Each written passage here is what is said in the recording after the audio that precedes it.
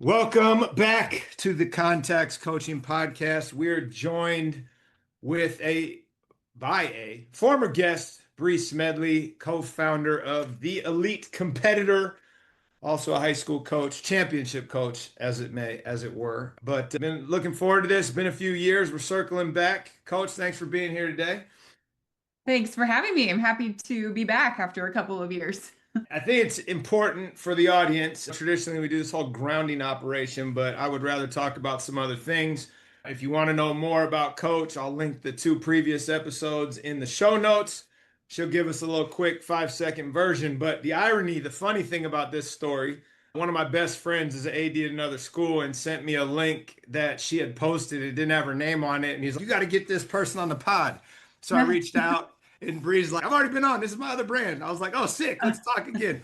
So for people that are listening, it's funny how the cycle of connectivity and network and the things that you align with continue to pop back into your life. So that's why we're here again, ready to dig in. So Coach, if you don't mind, give us the quick version, the elevator version of your background. And then I want to actually dig into a lot of stuff since the last time we talked. Yeah, I guess the quick version is like most coaches, I was an athlete growing up and played a lot of sports, volleyball being the main one. I played volleyball in college here in Washington, but always kind of struggled with the mental side of the game. Like what I now know is like 90% of what the game is about. And I was able to get those resources in college. I kind of struggled with my own feelings of wanting to quit and dealing with the pressure and things like that. And found my way into this field of sports psychology. And especially when it really didn't become something that I focused on as a coach, though, until I got 5 years into my coaching career.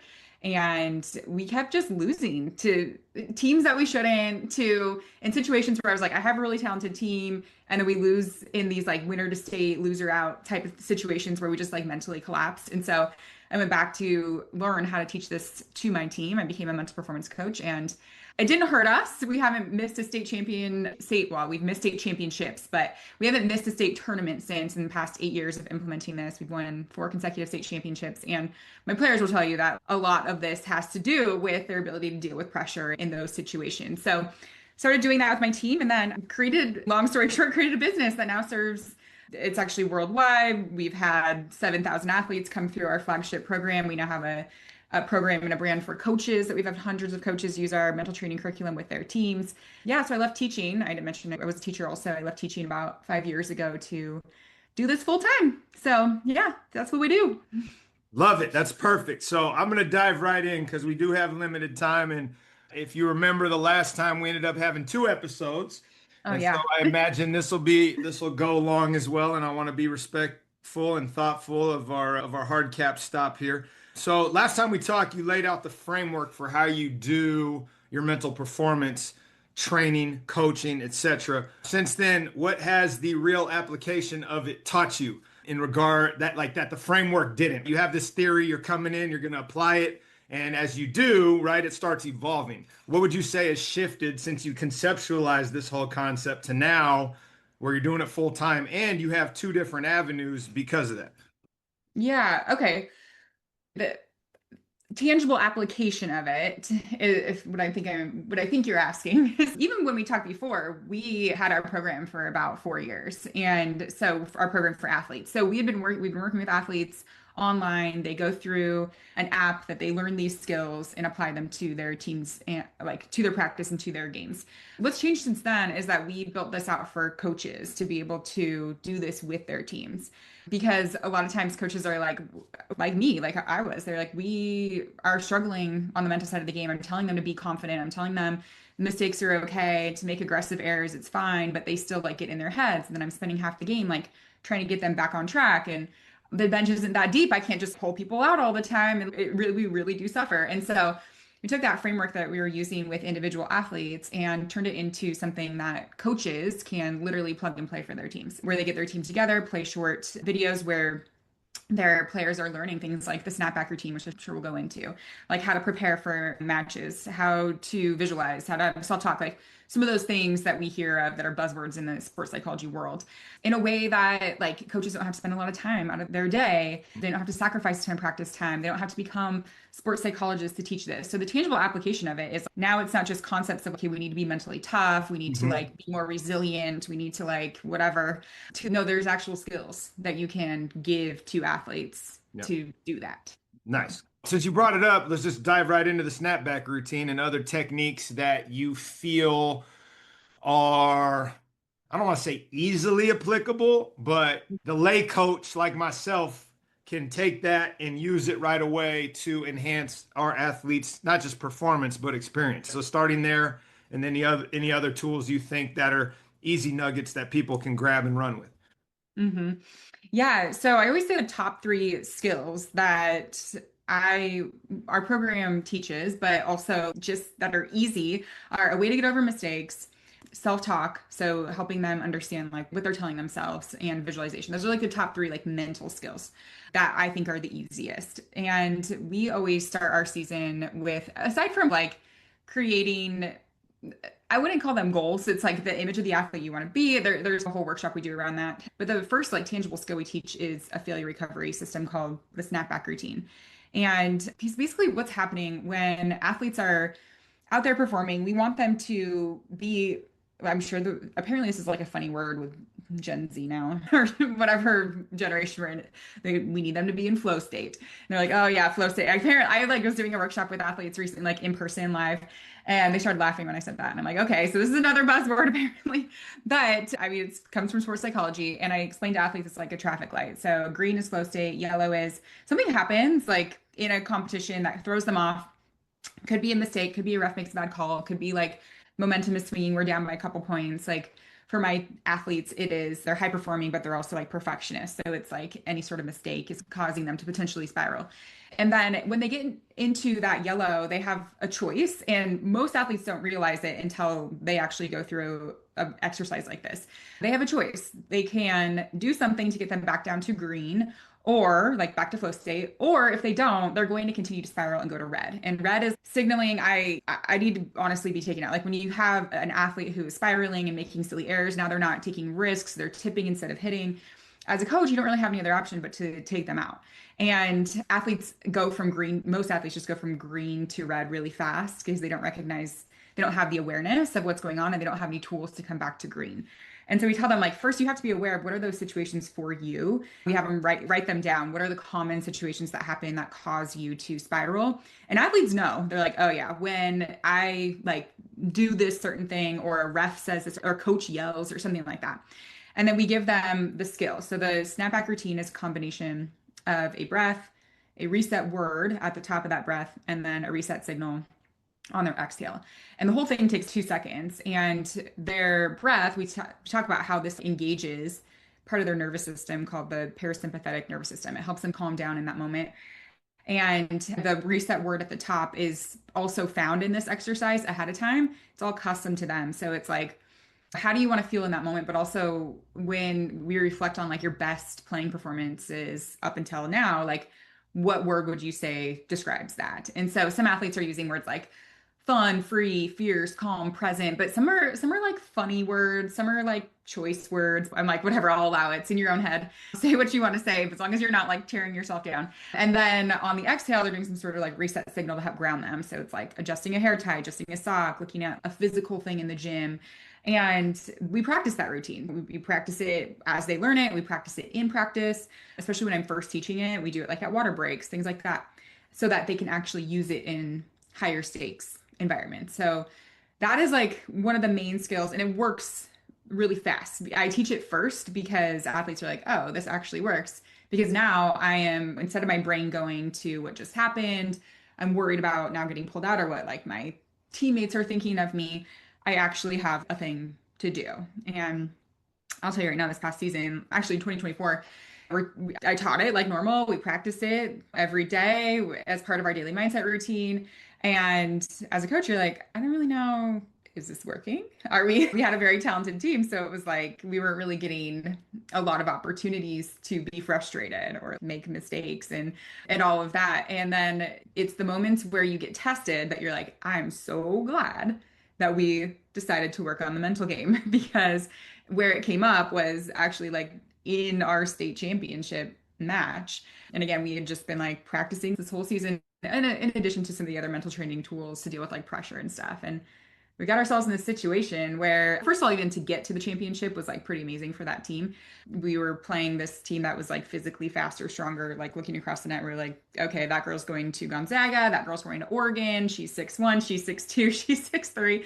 And we're like, not that. We're like, we'll just see what we can do. We got down. We won one set. We won the first set, and then they woke up, and we're like, "Oh, okay, this is the team that's been undefeated all season." Okay, and then we got down. We got down 2-1, and this is volleyball. You have to win 3 out of 5. And so we were in the fourth set. They were serving for championship point. If they win this point, they win state. They haven't won state in 36 years. Our whole stand, they were all on their feet. They're like, we're gonna raise a banner. The score was 23 us. Yeah, 23-24 them. So this is it. I had a timeout randomly. So I called this timeout, and instead of doing some sort of pep talk, like I just was like, you know what?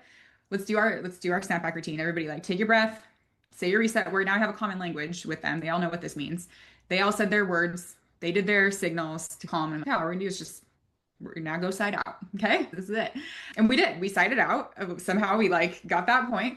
So now we tied it up. And my sophomore goes back to serve. And I'm like, oh, yeah. My sophomore, who's first year on varsity, first time in a state championship and state tournament. And I'm like, I love this for us. Let's see what we can do. So she serves really easy serve, but it was in. So whatever.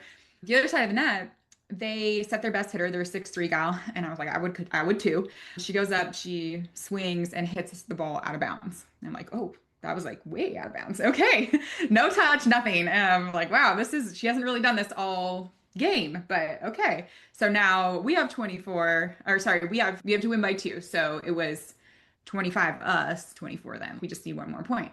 And she goes back to serve again, serves another easy ball. And I'm like, can we serve a little tougher? But okay, whatever.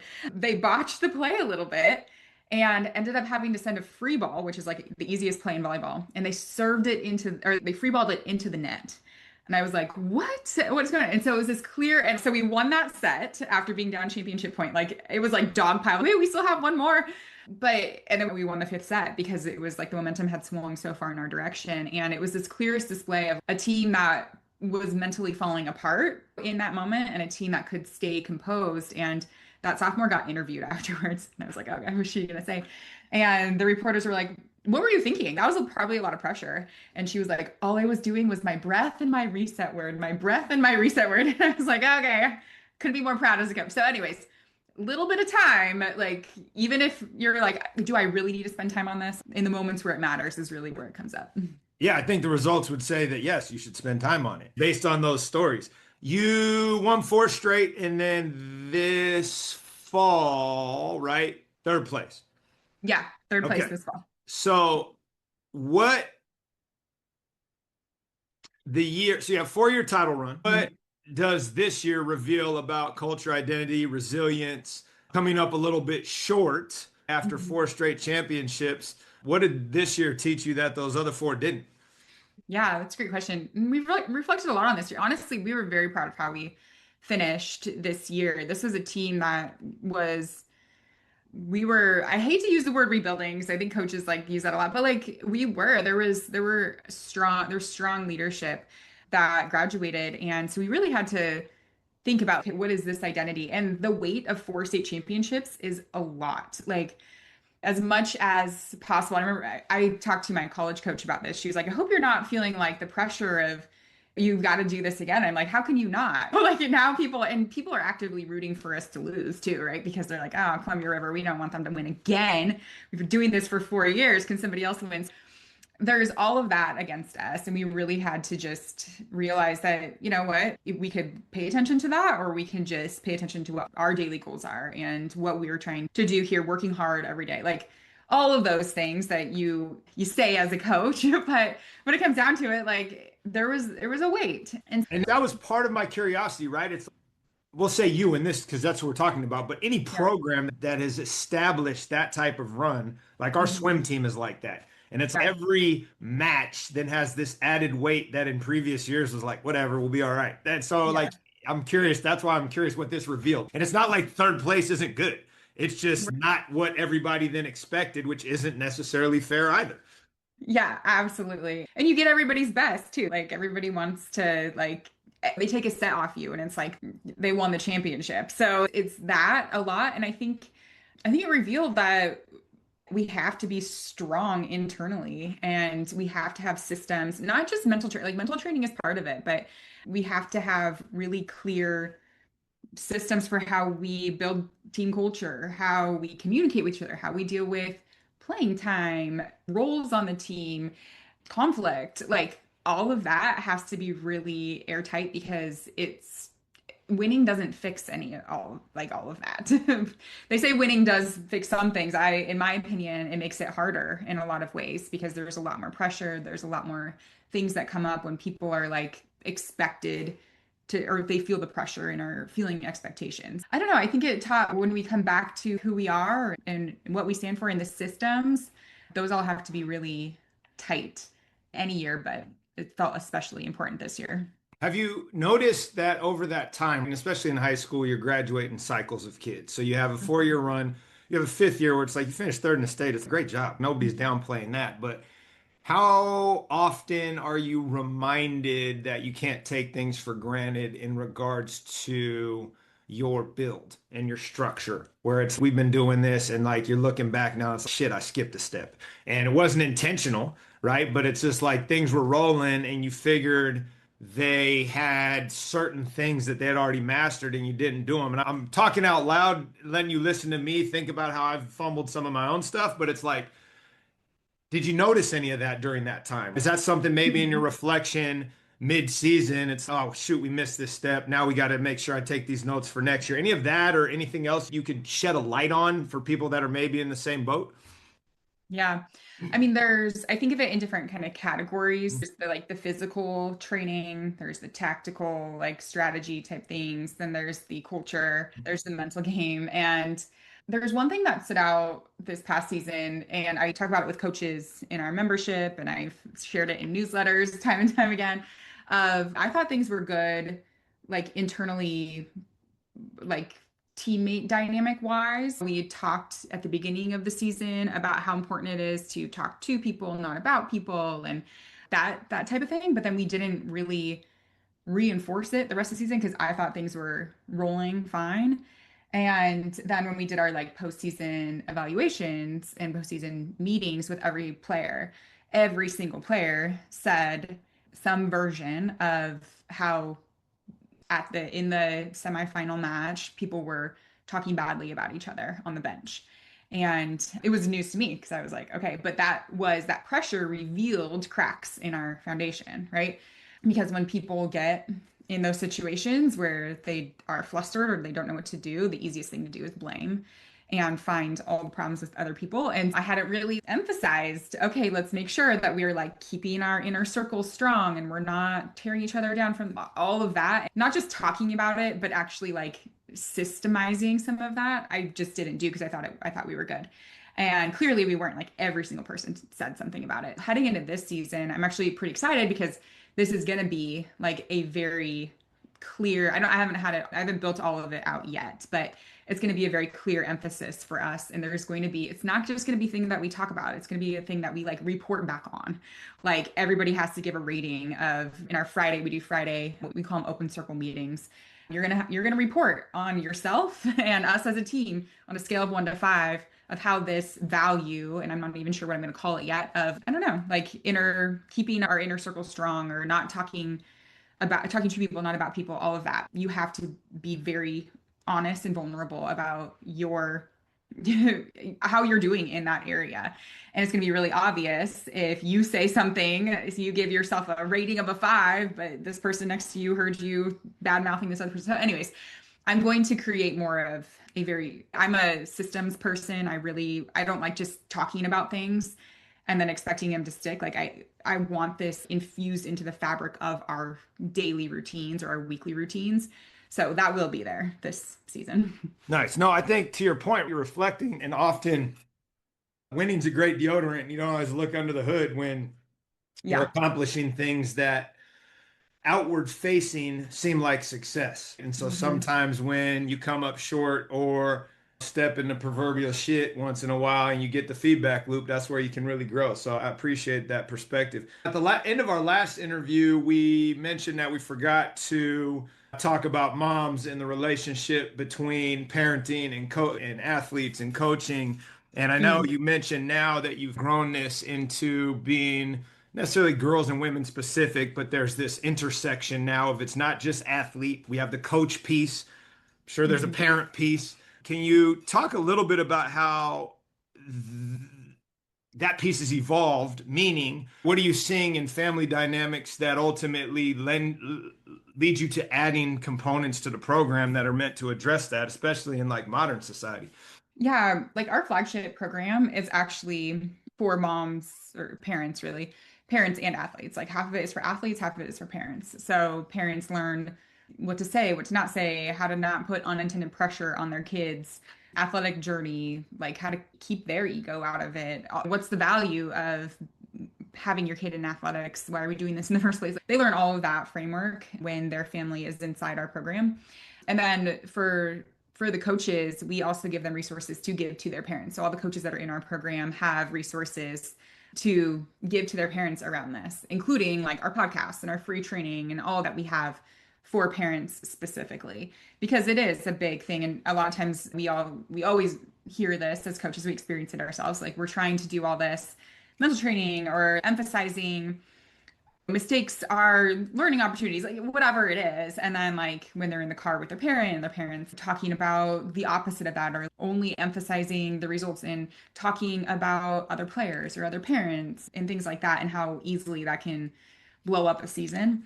And so it's incredibly important. Those of us that are parents know like our kids' journey and their experience and their relationship with us shapes a lot of how they show up in their sport. And yeah, I would say like the parent component of our program and the resources that we give to coaches are huge. As long as parents are open to understanding that they don't know everything or like doing having a different approach, which is the parents that we work with in our program, they're amazing. And they're like, wow, I didn't know that saying this was actually going to add pressure to my kid and make them like think that I cared more about how they did out there than potentially my love for them. And so it's huge. I think we have to have all three pieces working together. So athlete, coach, and parent. Yep. Happy to go into anything more Oh, specific if you that was the want. next question. I want you to give the free game for parents that are listening right now. Listen, this is how you be supportive. This is how you've crossed the line. Because for all of us that are parents, those progeny, let's call them, are theoretically our most important mission in life, and our good intentions often do not have the impact that we hope. And I think if you could, in your professional capacity, explain, look, don't do this stuff. These are the things that are helpful. These are not. And that way they can hear it and they know versus just being oblivious to the fact that, hey, me sending my daughter video clips when she was in high school about her game and the coach is like, yo, that's not helpful. And I'm a basketball coach. Like I'm right here. Right. I'm No. trying to. So anyway, like the go into that hard. Yeah. It depends on the situation, but there's a couple of like common things that come up. The first thing that came to mind was how parents are talking about the coach and the other players. And I know that goes more into the teammate dynamic side of things, but coaches know that it is the like number one thing that screws up the success of a team is when there's drama and then it's fueled and encouraged by the parents. And I think sometimes parents don't realize that if you're not happy with something that happened, or your daughter or son is coming to you and saying something about the coach or other parents or other players, and you're just like, they don't know anything, or like, why are they doing that? And this player's, you're way better than her, and you should be playing, and all of those type of conversations are really tough for an athlete because while you think that you're helping because you're making them feel better, you're validating their like little, ooh, yeah, that my mom agrees with me or my dad agrees with me. You're driving a wedge between your athlete and their coach and your athlete and the other players. And so I would say number one thing in that regard is do not badmouth coach or other players in front of your athlete. I'm not saying you don't need to have opinions about them and you can talk to your partner or whatever, but in front of your athlete, it needs to be more of listening, helping them process. Obviously, this could open up a whole can of worms on, okay, when do I step in? Is this an issue of abuse? Is this all of that? Trust your parent gut in that, but when you need to do that. But overall, like you, even if in those situations you like bad mouthing them isn't actually going to solve the problem. And you're teaching your daughter, your son, like how to deal with problems. So when we come across somebody who we don't like or whatever, what we do is we complain about it and we badmouth them and all that. So that's number one. Two, like car ride home. This I feel like this is talked about a lot, but I still hear it a lot. It's Recently, it has been, right? This wasn't talked about when we were growing up. exactly, but like car ride home and even talking about their sport in general, like their sport is what they do, it's not who they are. And so when we are just like constantly talking about and criticizing their performance and their mistakes, like they already know they like made mistakes. They already, and we can't want it more than them. A lot of times we're like, oh, if only they like could do this one little thing, like they would be so much more successful. My kids are young; they're like 8 and 4, and I'm watching them play t-ball and soccer and rock climbing and all this, and I'm like, oh, they should do this, and they should. And I'm like, is this number one helpful for me to say in this moment? And usually, it's probably not. This isn't. This is just going to make it tougher for our relationship. So, a lot of this, stay. I don't. You don't have to stay silent, but we use a framework called love. Let her lead, open the space, validate their experience, and encourage inward. It's like the framework that we tell parents to follow. And really, it comes down to let them lead this post game time. Open up the space means what's your routine? Go out, go get something to eat. You don't need to be like diving into the game right away. Validate, repeat back what you're hearing. Oh, okay, so you're frustrated because you thought you should be able to make that easy play and you didn't, or you're frustrated that coach didn't play you as much as you would. Like, tell me more about that so that they can help process, they can process. And then encourage inward is like asking good questions. Hey, what was something that happened that was unexpected? What was a good thing that happened? How were you a good teammate? Things like that to just help them process and encourage inward. And then just ask yourself, like, do I really need to be giving them this feedback right now? And ask them, like, hey, I noticed something out there. Do you mind if I share? Like, things like that are helpful. And then the last thing that came to mind was autonomy. It goes off of that, but I hear a lot of parents in our community saying, they say they want to play college but they're not getting up at 6 a.m. and doing workouts like they should.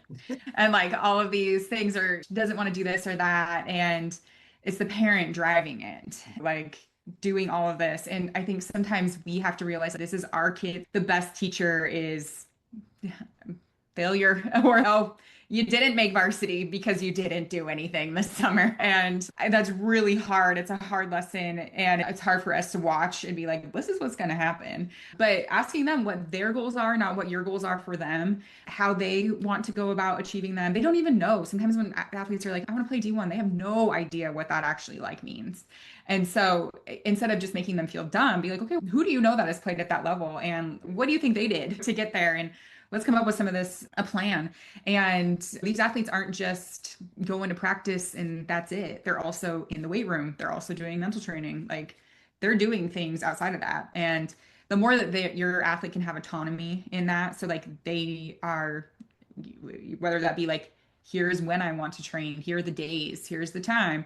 And then you help find the program. Like you're project manager. You're not like the one who is going to be doing the work. So Yeah, for yeah. sure. And I want to dig in on what you just said about this pursuit of being a college athlete and what's real and what's not, and who's driving it, and what advice slash guidance, wisdom you would offer to both parents and athletes. And I'll give you an anecdote here where you'll have, let's say, an athlete that tells you, hey, I want to play college athletics, right? I want to be a Division I athlete. I want to be whatever it happens to be. Mhm. And to your point, no, they're not taking advantage of the morning lift. They are not showing up to do the extra work. They are the 90 minutes at practice kid and still thinking like that's the recipe. So I'd love to get your take on that and more of like just soundbite to share with them because they don't know what they don't know. And then the same with the parents where if they're the one driving this car and their kid is just out having a good time, and I'll use my own son in this case. So he's a three-sport kid. He's all about the season of sport he's in. He's not trying to do extra stuff outside of that. His older sisters, hey, what do you want to do for college? And he's like, I'm a sophomore. I'm just out here having a good time. And it's like he's got a great perspective on where he is and isn't chasing the college dream, right? And then you Mhm. have other parents who maybe are like, hey, you need to do this, you need to do this, you need to. And so it's two different avenues. One that's directed at the athlete, where it's, listen, you want to be a seasonal kid and be on a team and do all of that. That's awesome. Just level set appropriately Yeah. versus the kid that says they want to do this, yet they are definitely playing in the I'm just happy to be here phase. And the Mhm. same for the parents and what their perspective is versus the reality. Yeah. Gosh, just speaking to that, I think that, yeah, there's a lot that we could go into there. But are you saying though, if an athlete, if I'm here as a coach, if an athlete is telling me, or advice for parents, because I feel like it goes Yes both and ways. no. I'm going to say it this way. So I have kids who I love to death who say that I want to do this. And Yeah. you're not a serious person. What do you mean? We do this at this time. You showed up twice and then you disappeared. So Right. I don't care. You be you. It's all good. Let's just not talk about this because it's not real and you're not serious. So that kid who just doesn't know the Yeah. difference between this is what it takes versus the pipe dream and delusion of what they think it takes. So I would love to get your take on that one first, and then I'll Yeah. come back to the parent piece. Yeah. Yeah. I think it's coach. I never want to be that coach that's like, you're not good enough to play D1. Because you hear those stories all the time from, maybe not all the time, but those kids like, my coach didn't believe in me and all of this. But you're like, okay, where's the line between truth and not crushing their dreams? So I never want to be the one that's, no, you can't do that. But I do say your habits and the amount of work that you put in is directly proportionate to the opportunities that you're going to get to play at the next level. Yeah, I would say from the coaching perspective, laying out, okay, if that is actually what your goal is, your your life leading up to that opportunity needs to look different. What do you think it needs to look like? And again, they might not know. And so this is where we get to fill in some of the gaps. The other thing that gets a really like clear is, okay, have you, and I know recruiting timelines are different for every sport, but for us, it's like June 15th after their sophomore years when they're like recruitable. And okay, we use something, it's a recruiting app that we have in our company. Actually, it's really awesome because it allows athletes to quickly look across the nation at state, division. It will pull up all the schools and then they can draft either emails, depending on if they want a visit, they want blah blah blah. It like pulls from their profile. AI helps write it. They are sent from their native email platform. So, anyways, it's like you can send hundreds of emails, like just sitting down and doing that in the day. So I'm like, are you sending emails, and what result? What are you getting back? Because if you're reaching out to D1s and you're not getting anything back, like that's probably a good indication that it might not be happening. And so let's look at D2 and let's see what's coming out of there. And D3, and like with an app like that, it actually makes it really easy because then you're like actually looking at this wide range of schools.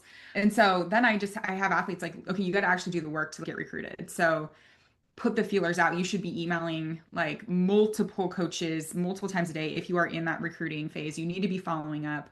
And so a lot of athletes believe if I build it, they'll come, right? If I'm good enough, I'll be noticed. If you're a five-star recruit, absolutely. You can hide under a rock and coaches will find you.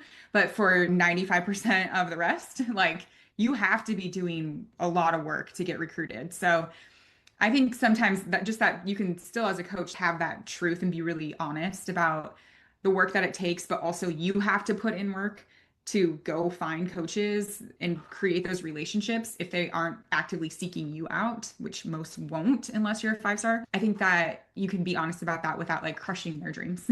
So, anyways. No, that's super helpful because, again, as a coach, you want to help everybody achieve their aspirations. And yet, when the habits and the work does not match what those aspirations are, it's not about you're not good enough, but it's like you're not doing the work that it takes. And if you don't want to, all good. Let's just stop talking about this. Let's just be You're right. happy and present that I love playing, but let's just tune this noise out.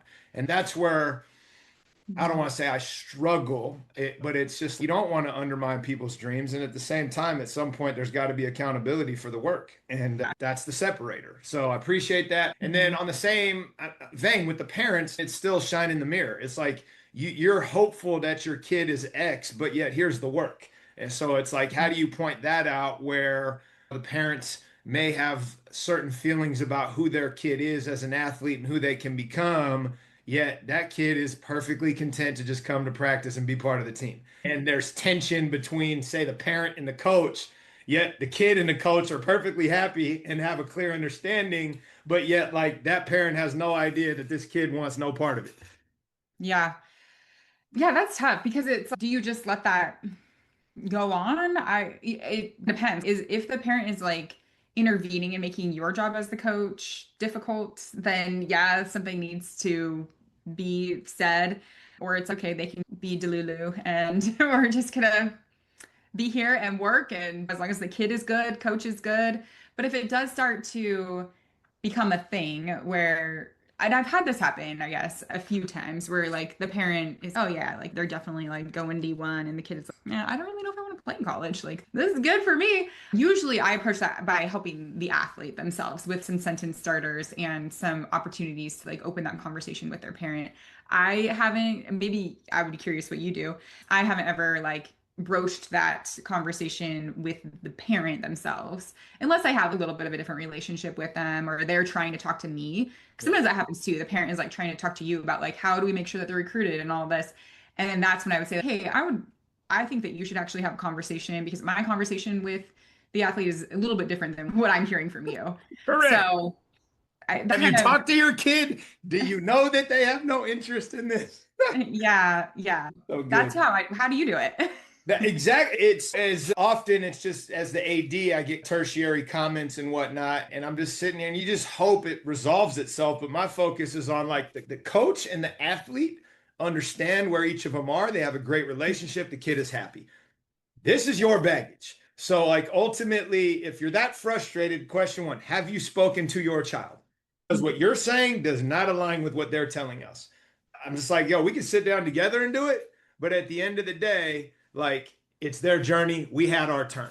And that's what I try to tell people, right? Where it's, let's not live vicariously through our kids. Like, at the end of the day, sit there and clap, tell your kid that you like watching and you're around. And at the end of the day, if they want help, they'll ask you. And I've had to learn through kid number three to get to that point where I feel like I'm a bad parent because I'm way more hands off with my son than I was with my daughters who are just older. It's not gendered. It's just like Yeah, I was learning the same as they were. And now it's, right. yo, you know where I'm at, man. If you want me, I'm here. And if not, all good. Do you?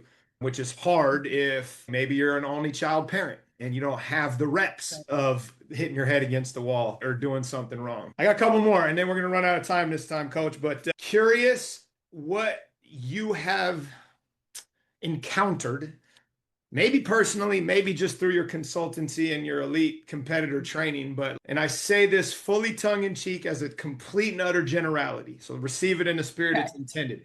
The Okay. the big, and it's not even big issues, it's petty stuff. But Yeah. I've had more issues with my female athletes who are coached by females than I Mhm. have with my female athletes that are coached by males. And when I say issues, meaning communication breakdowns, pettiness, the quiet shutdown, I'm not talking to them like just divisiveness that occurs, and I don't get it. And it's like a lot of it listening to the athletes is she said this or she doesn't like me. And it's I said that to you and you're not mad about it. And it's that's different. So like I would just love your take on how to support both sides of that equation because I don't get it and I struggle and it's this theme that keeps percolating and I feel like I'm failing my coaches and my athletes in how to help them coexist. Yeah, yeah, that is really interesting because coaching is coaching. I'll say that there are just some things that are like fundamental best practices for coaching. And I believe in representation too. I think it's so important that we have really strong, compassionate women leaders who are coaching and so that their athletes can see that representation. But I also hear you. So it sounds to me like in your department, there seems to be like some conflict that's happening between like the female coaches and girl athletes. Yeah, like some of the drama that maybe is not happening for those athletes who have a male coach. Yeah, and it could be happening. It just doesn't come to my office for whatever reason. Yeah, I know. It is such an interesting dynamic. I'm not even really sure like what it is because we're seeing it as, or maybe the way that you're like, is that just coincidence that it's a girl coach and the girl players, or is that a causational thing? And I don't believe that to be true. So it might just be like, I don't think of it either. So maybe let me reframe the question. I'll get into some personal stuff. So, like, my eldest child and I, female, are wired very similarly. We're just going to paint the walls and MF each other, and we're going to get to the other side of it, and it's all good. yeah. My middle child is going to shut down, go in the room, and not speak to me. And I'm dead to her because I made an offhanded comment that she's still holding on to 5 years later. And my son, third kid, watched all the other stuff and he's just easy going, whatever. I'm not taking it personally. So it's like, I feel like there's an aspect of that, my middle kid as the athlete amongst these circumstances, just coincidentally, where conflict resolution and avoidance is what's causing a lot of it. Rather than just dig in and be like, coach, you said this, I don't like it, stop. Or the coach saying, hey, you're acting like this, stop. It's like these conversations that don't get had, and it's just like conflict averse. So maybe there's some tools you can offer because as a coach, like the kids, I don't want to tell them now that they're going to be mad. And I'm like, we all want feedback. If we don't get it, we think everything's fine. So maybe it's a tool issue where it's, look, this is how you have some tough conversations.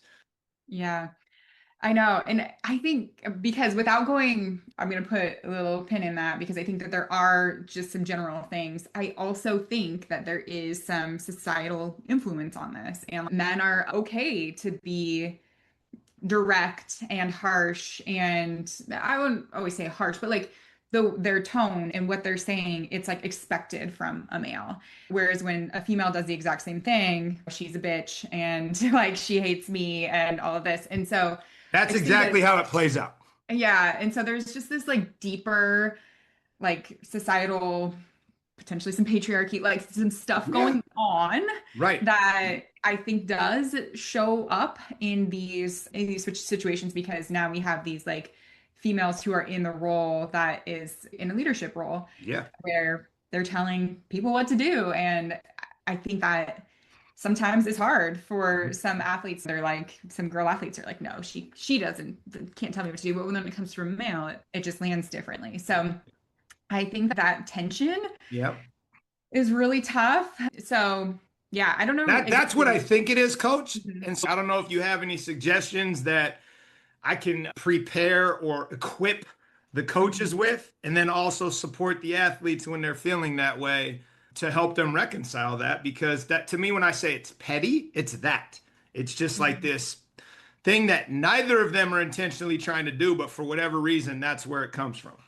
Yeah, yeah, exactly. It's like a total double standard for female coaches. It's hard. Yeah, I think recognizing that as a female coach, I think is important. I feel like this has been an evolution for me too. I don't know. I just think it's important to talk about for the girl coaches that are listening to that you got to show up and be yourself and know that this is a possibility. But the kids that know you care for them and know what to expect from you, I think that has been really important for me to show up consistently, to not be like really hard on them one day and then soft the next day and this and that. Like you're just very consistent with how you're showing up.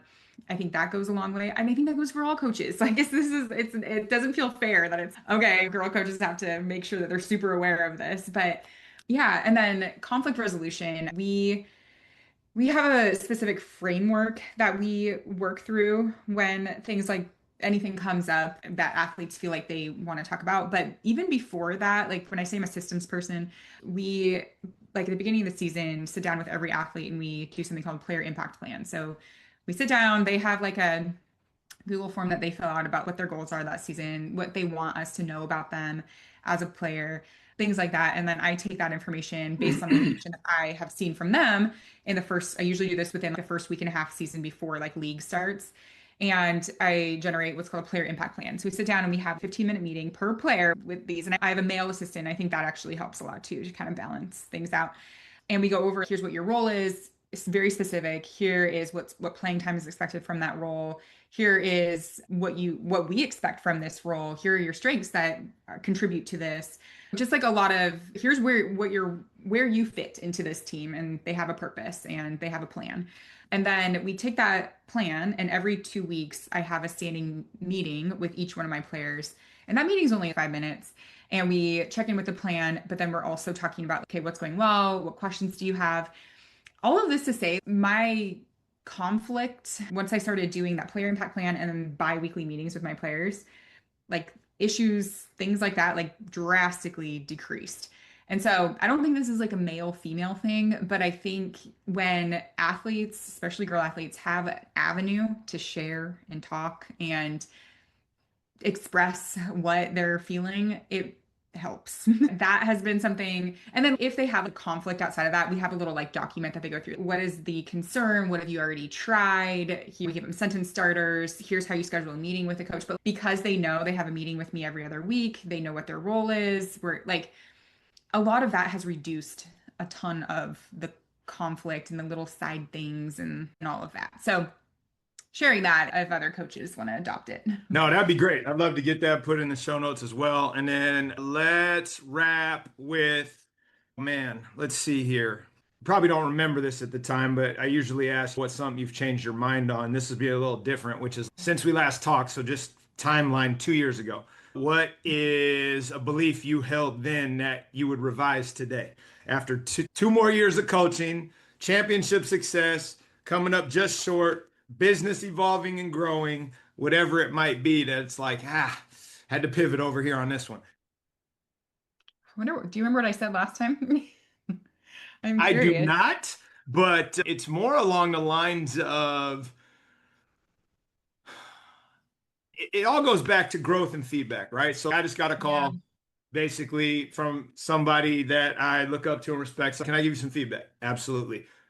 This just Mhm. happened. Da, da, da. It's like, okay, my bad. Thank you. I appreciate it. I'll be better at that. And so it's like, how Yeah. are we consistently evaluating where we are and still trying to move the needle? And I don't want to say changing, but hey, I don't believe in that anymore. We're going to put that down and we're going to do this. And given the growth and where you're trying to go with your athlete platform and your coaches platform, you don't even have to frame it in those veins, but it's like, why the shift? What is now true that maybe wasn't before?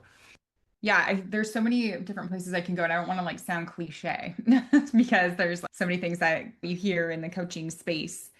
Something that I've been constantly struggling with is not utilizing my coaches very well. I know this isn't really going into the business side of things, but it impacts it. Like I have phenomenal coaches on my staff, and I tend to underutilize them and make them feel like they're just like decorations around there, shagging balls and things like that. And I've had to really shift. This is more of a personal thing around my control over every single part of my program, thinking that I need to be a part of it and get the credit for it if it's going to be successful.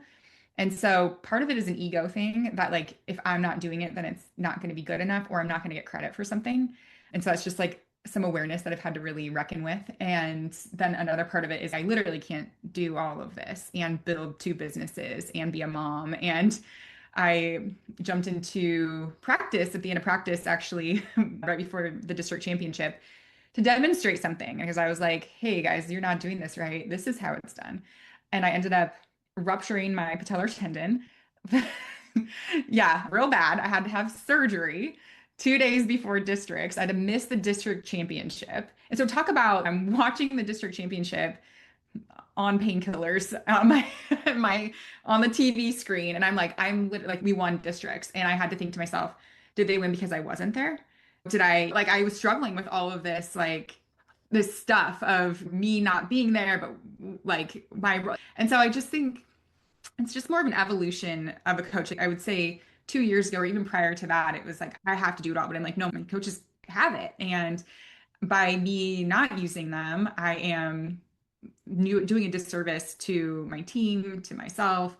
So, anyways, that injury also has really humbled me in a lot of ways. If you think you're young enough still to jump in and do something, you're not. I thought I was good, but I'm still like it's a year-long recovery for Hey, I'll give you a little wisdom. Father Time is undefeated, coach.